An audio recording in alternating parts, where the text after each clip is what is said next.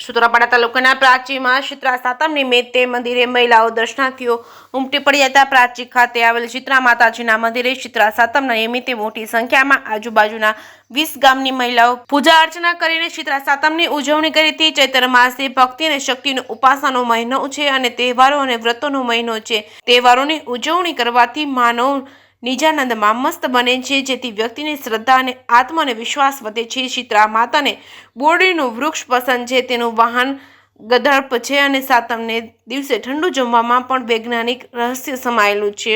વર્ષ આખો ગરમ જમતા હોય ત્યારે ક્યારેક ઠંડુ જમવાની પણ શરીરને ટેવ પાડવી જોઈએ, જેથી માણસનું શરીર દરેક પરિસ્થિતિઓમાં સામનો કરી શકે। સામાજિક દ્રષ્ટિએ તહેવારોના મહિનાઓમાં મહિલાઓને એકાદ દિવસ રસોડામાંથી મુક્તિ મળે તો હરવા ફરવા જઈ શકાય, તેનો આનંદ પણ માણી શકે। જે કેસમી ગુજરાતી સાથે મહેશ વાજા, સોમનાથ। ગીતાબેન છે, હું પ્રાચીમાં રહું છું।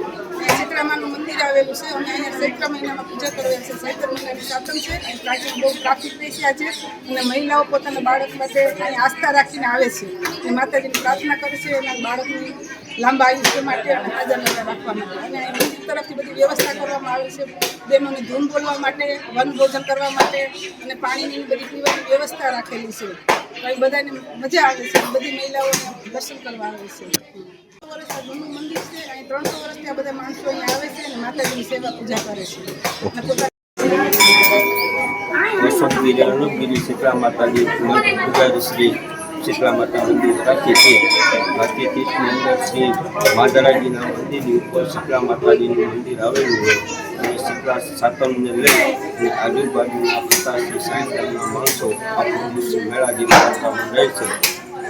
ચૈત્ર મહિનાની સાતમને દિવસે હજારોની સંખ્યામાં માણસો આવે છે, અહીંયા નાસ્તા પાણી કરે છે, પાણીની વ્યવસ્થા હોય, ઠંડા ને મંડપ હોય તો નાસ્તા પાણી કરી શકે છે ને 350 વર્ષ જૂનું મંદિર છે।